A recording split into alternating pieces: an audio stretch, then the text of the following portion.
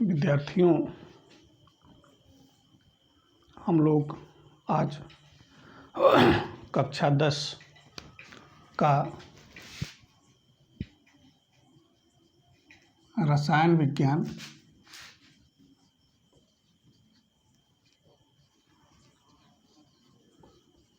इसमें पढ़ रहे हैं रासायनिक अपक्रियाएं एवं समीकरण। इसमें रासायनिक अपक्रियाओं के बारे में आपको पूरा बता दिया गया है। आज हम शुरू करेंगे रासायनिक समीकरण।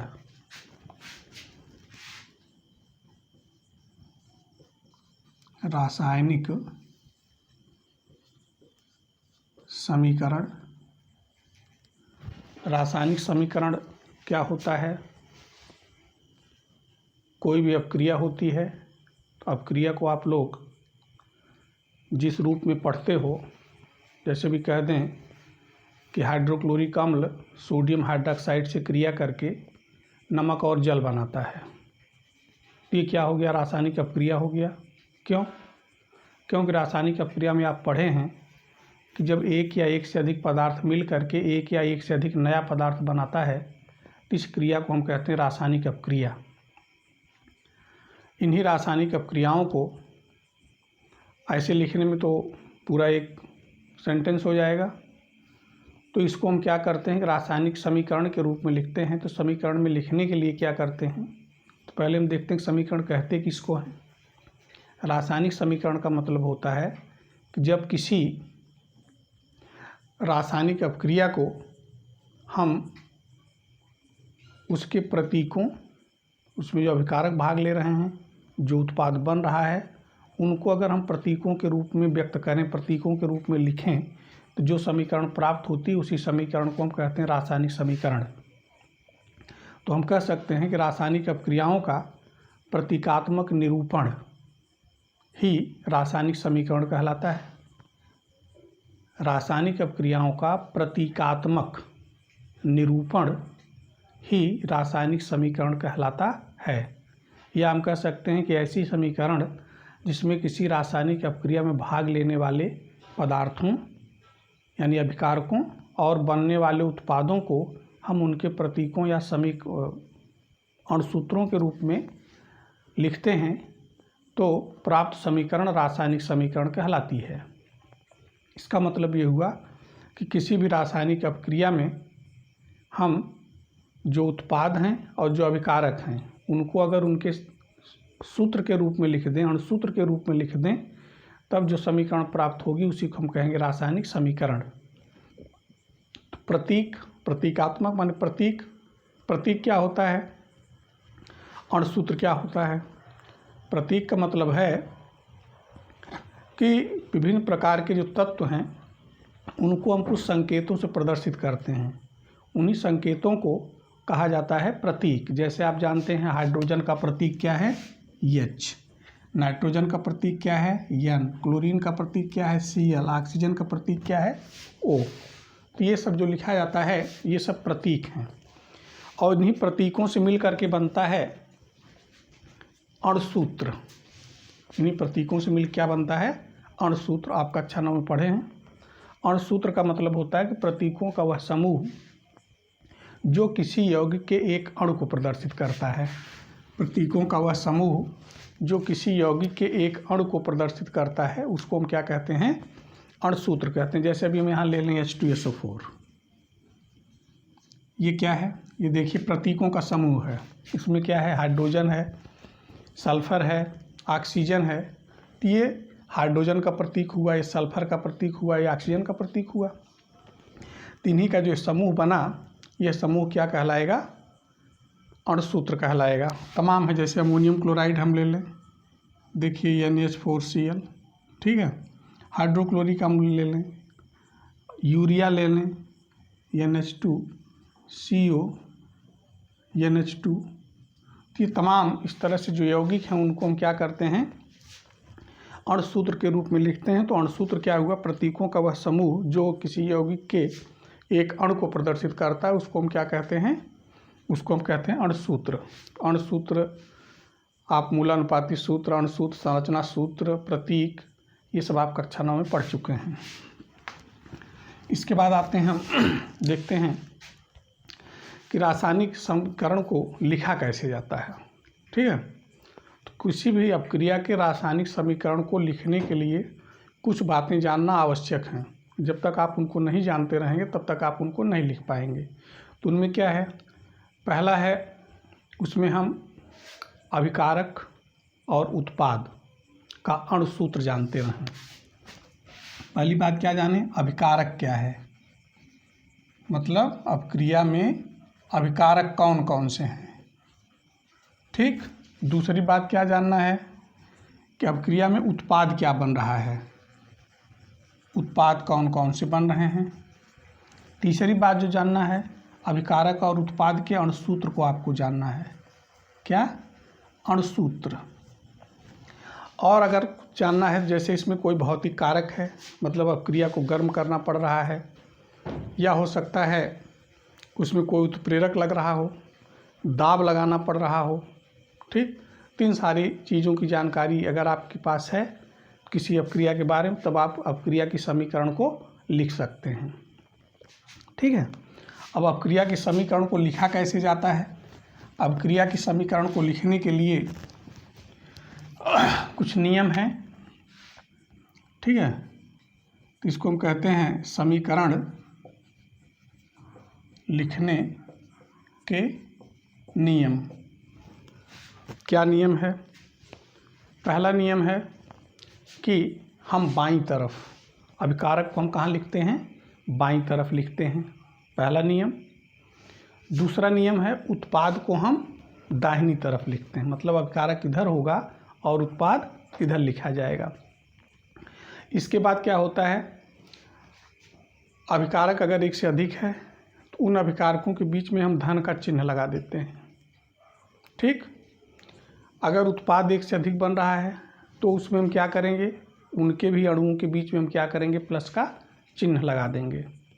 ठीक, और अगला जो नियम है, अभिकारक और उत्पाद के बीच में हम बराबर या तीर का निशान लगा देते हैं। ठीक, तो ये कुछ नियम हैं। इसके बाद भी है, जैसे मान लीजिए और अपक्रिया में सारी चीज़ें आप प्रदर्शित करना चाहते हैं तो पहले आपको कुछ संकेत बताए गए हैं। जैसे अभिकारक अगर गैसीय अवस्था में है तो अभिकारक के नीचे में इस तरह से लिख देंगे छोटा जी। अगर ठोस अवस्था में है, सॉलिड है, तो ऐसे लिख देंगे। अगर द्रव है तो ये लिक्विड लिख देंगे, यल लिख देंगे। अगर जलीय विलयन है तो इसके लिए हम क्या लिख देंगे, AQ लिख देंगे, एक्वस सॉल्यूशन हो गया। उत्पाद में जो बन रहा है उसमें हम देखेंगे कि अगर कोई गैसीय पदार्थ बन रहा है तो उसके लिए हम क्या करेंगे, ऐसे एक एरो ऊपर की तरफ लगा देंगे। कोई अवक्षेप बन रहा है तो उसके लिए हम नीचे की तरफ लगा देंगे। ठीक, अगर मान लीजिए कि उसमें अपक्रिया जो है वो उत्क्रमणीय है तो बराबर का चिन्ह लगाएं, या जो तीर का चिन्ह लगाएं इसके स्थान पर हम क्या करेंगे, ये इस तरह से उत्क्रमणीय चिन्ह का, उत्क्रमणीय जो संकेत है इसको हम लिख देंगे। इसके बाद अगर अपक्रिया में हमको ताप देना पड़ रहा है तो यहाँ तीर के ऊपर हम क्या लिख देंगे, ताप जैसे मान लीजिए 50 सेंटीग्रेड है तो यहाँ लिख देंगे 50 सेंटीग्रेड। इसके बाद मान लीजिए दाब लगाना पड़ रहा है तो इसके नीचे जैसे मान लीजिए 200 ATM का दाब लग रहा है तो यहाँ लिख देंगे।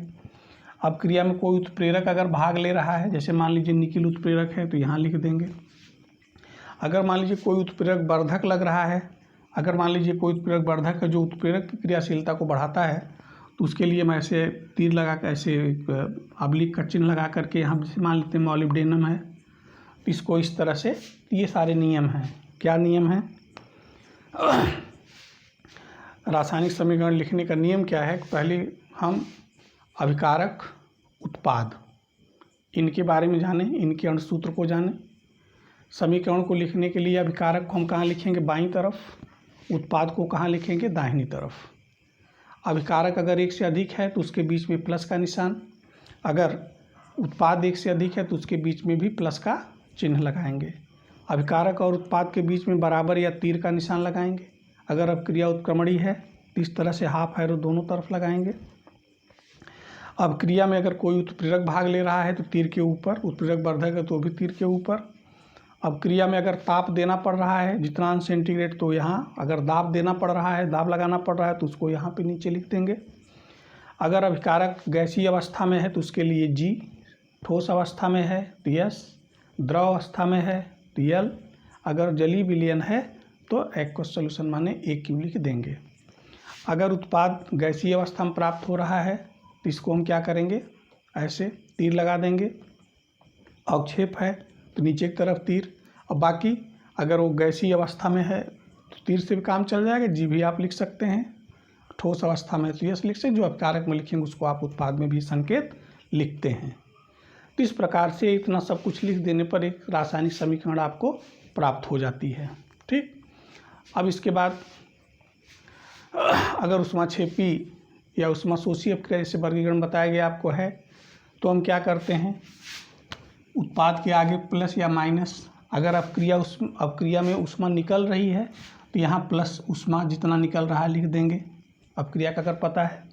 अगर ऊष्मा देनी पड़ रही है तो यहाँ पे आप ऊष्मा लिख सकते हैं, नहीं तो यहाँ ऐसे लिख दिए तो इससे पता चल गया कि ये ऊष्माशोषी अपक्रिया, इसको ऊष्मा देना पड़ेगा। तो ये इतने नियम हैं। अब इसको आइए हम समझते हैं उदाहरण से। उदाहरण में जैसे हम एक उदाहरण लेते हैं, एक अपक्रिया हम यहाँ पे लिखते हैं कि हाइड्रोक्लोरिक अम्ल क्या है, हाइड्रोक्लोरिक अम्ल की क्रिया सोडियम हाइड्रॉक्साइड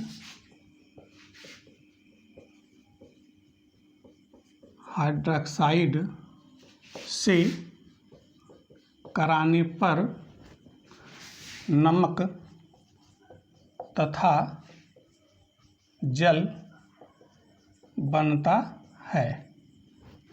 ठीक, क्या है, हाइड्रोक्लोरिक अम्ल की क्रिया सोडियम हाइड्रॉक्साइड से कराने पर क्या बन रहा है, नमक और जल। इसमें दो चीज़ आपको पता चल गया, अभिकारक और उत्पाद क्या है। ये तो क्या हो गया, अपक्रिया हो गया। ये क्या हुआ, अपक्रिया है। अपक्रिया में अभिकारक होगा, तो अभिकारक का मतलब जो भाग ले रहा है, तो भाग क्या ले रहा है, हाइड्रोक्लोरिक अम्ल और सोडियम हाइड्रॉक्साइड ये ले रहा है, तो ये अभिकारक हुआ। तो यहाँ पहले आप लिखेंगे, नियम पहले बताया गया कि हम बाईं तरफ क्या करेंगे, इसको लिखेंगे। तो आइए हम लिखते हैं, यहाँ पे लिखते हैं हाइड्रोक्लोरिक अम्ल, हाइड्रोक्लोरिक अम्ल, और इसके बाद दूसरा क्या है, सोडियम हाइड्रॉक्साइड है, सोडियम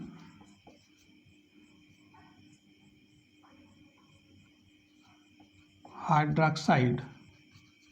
ठीक, दाहिनी तरफ हो गया। बन क्या रहा है, बन रहा है नमक और जल, नमक प्लस जल। इनको देखिए हमने शब्दों के रूप में लिख लिया, हाइड्रोक्लोरिक अम्ल, सोडियम हाइड्रॉक्साइड, नमक और जल। देखिए अभिकारक एक से अधिक हैं तो बीच में प्लस लग गया, उत्पाद एक से अधिक है तो बीच में प्लस लग गया। अभिकारक इधर हो गया बाईं तरफ, दाहिनी तरफ देखिए तीर का निशान लगा करके क्या हो गया, उत्पाद हो गया। इतना आपको पता हो गया। अब आइए इसमें हम लिखते हैं, ये हुआ, ये जो लिखा गया एक समीकरण ये भी प्राप्त हो गया, लेकिन इस समीकरण को हम नहीं लिखेंगे, समझने के लिए है। इस समीकरण को कहेंगे शब्द समीकरण, शब्द के रूप में लिखा गया, इसको क्या बोलेंगे, शब्द समीकरण हो गया ये। इसके बाद क्या लिखेंगे हम, इनके अणुसूत्रों को आप लोग लिख लीजिए। ठीक, बताया गया कि अणुसूत्र जानना जरूरी है, जानते रहें तभी लिख पाएंगे। तो हाइड्रोक्लोरिक अम्ल का क्या होता है, HCl, प्लस सोडियम हाइड्रॉक्साइड का क्या होता है, NaOH। अभिकारक हो गए। उत्पाद क्या होगा, नमक का क्या होता है, NaCl, प्लस जल का क्या होता है, H2O। ठीक, ये इसको लिख दिया गया। देखिए अभिकारक के बीच में प्लस, उत्पाद के बीच में प्लस, अभिकारक और उत्पाद के बीच में तीर का निशान या बराबर का चिन्ह लगा देंगे। तो ये समीकरण बन गई। अब अगर ये समीकरण मिला लीजिए, अगर संतुलित है तो ठीक है, अगर संतुलित नहीं है तब इस समीकरण को एक नया नाम दिया जाएगा, उसको हम कहते हैं कंकाली समीकरण। देख लेते हैं समीकरण संतुलित कब होती है। समीकरण संतुलित तब होती है जब अभिकारक और उत्पाद दोनों में तत्वों के परमाणुओं की संख्या बराबर हो तब उसको हम क्या कहेंगे, संतुलित समीकरण कहेंगे। अगर संतुलित नहीं है तब क्या हो जाएगा, तभी हो जाएगा कंकाली समीकरण। ठीक, तो इसको देखते हैं। यहाँ पे देखिए हाइड्रोजन कितना, एक यहाँ है, एक यहाँ है, 2 है, इधर भी 2 है। सोडियम इधर कितना, क्लोरीन इधर कितना है, 1 है, इधर भी 1 है। सोडियम इधर कितना है, 1 है, इधर भी 1 है। ऑक्सीजन इधर 1 है, ऑक्सीजन इधर भी 1 है। ये संतुलित हो गया। तो ये हो गया संतुलित समीकरण, संतुलित समीकरण हो गया। तो इस प्रकार से देखिए अब क्रिया क्या थी कि हाइड्रोक्लोरिक अम्ल और सोडियम हाइड्रॉक्साइड की क्रिया कराने पर नमक तथा जल बनता है ना। इसको हमने कैसे लिखा, पहले शब्दों के रूप में लिख लिया और फिर इन शब्दों के नीचे इनका क्या कर दिया हमने, और सूत्र लिख दिया। ठीक, तो ये आपको क्या मिल गया, एक समीकरण मिल गया। इस प्रकार जो समीकरण प्राप्त हुई संतुलित समीकरण हो गई। ठीक, अब दूसरा समीकरण लेते, दूसरा उदाहरण।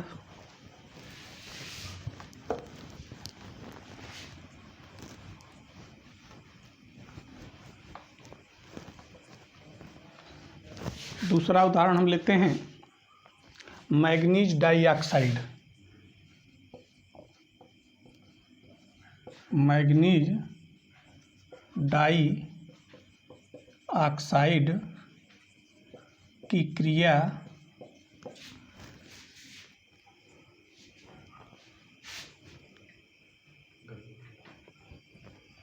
हाइड्रोक्लोरिक अम्ल से कराने पर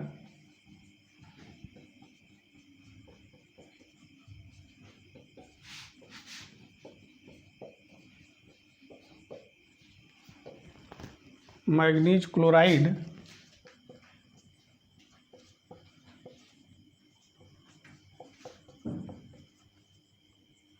जल तथा क्लोरीन गैस बनती है।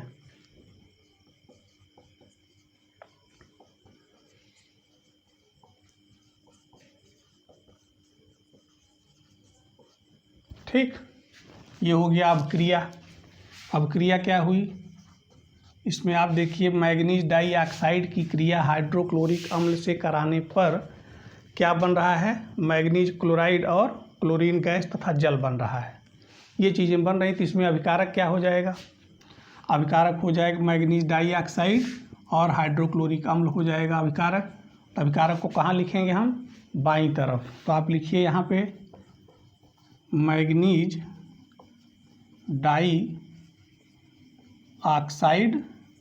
और प्लस दूसरा क्या है, हाइड्रोक्लोरिक अम्ल।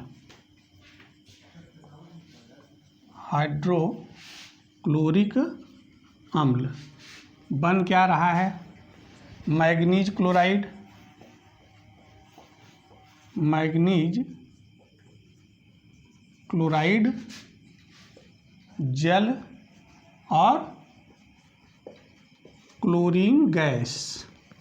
ठीक, इनको हमने अभिकारक और उत्पाद को किस रूप में लिख दिया, शब्दों के रूप में। तो यह क्या हो गया, ये हो गया शब्द समीकरण हो गया। अब इसको हम लिखते हैं, इसके जो शब्द लिखे हैं इनके अणुसूत्र को हम लिख लेते हैं। तो मैग्नीज डाइऑक्साइड का सूत्र MnO2, हाइड्रोक्लोरिक का HCl, बन क्या रहा मैग्नीज क्लोराइड MnCl2 प्लस क्या बन रहा है H2O जल और प्लस Cl2 गैस है। तो गैस के लिए आप ऐसे तीर लगा दीजिए। ठीक,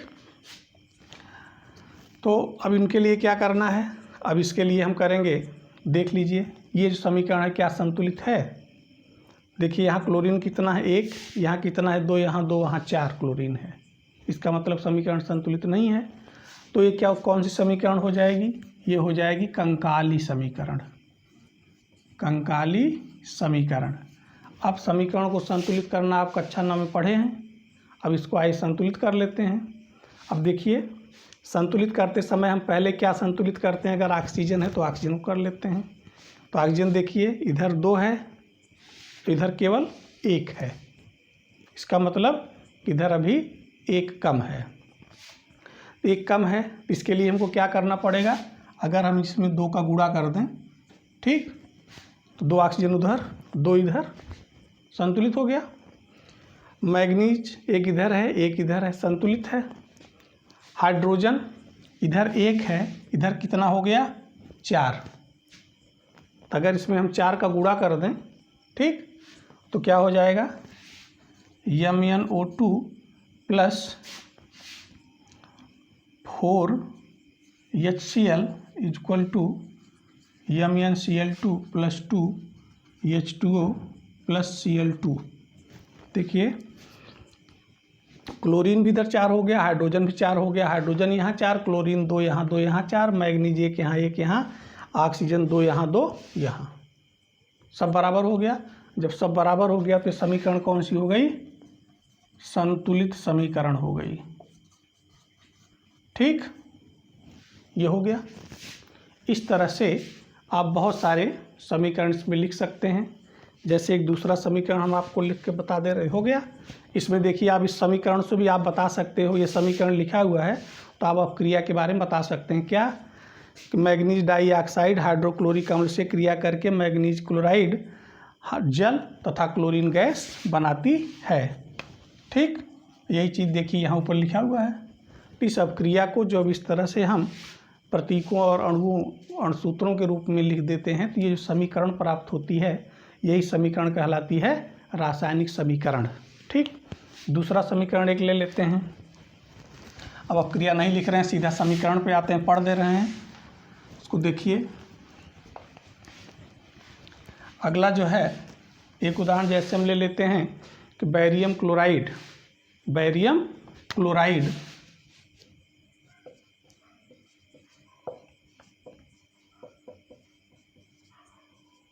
की क्रिया सोडियम सल्फेट से, किससे, सोडियम सल्फेट से अगर करा दी जाए तो क्या बनेगा, बैरियम क्लोराइड बनेगा, नहीं बैरियम सल्फेट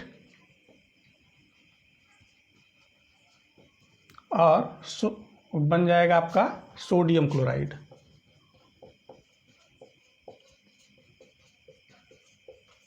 ठीक, ये बन गया। ये अब क्रिया है क्या कि बैरियम क्लोराइड तथा सोडियम सल्फेट की क्रिया कराने पर बैरियम सल्फेट तथा सोडियम क्लोराइड बनता है।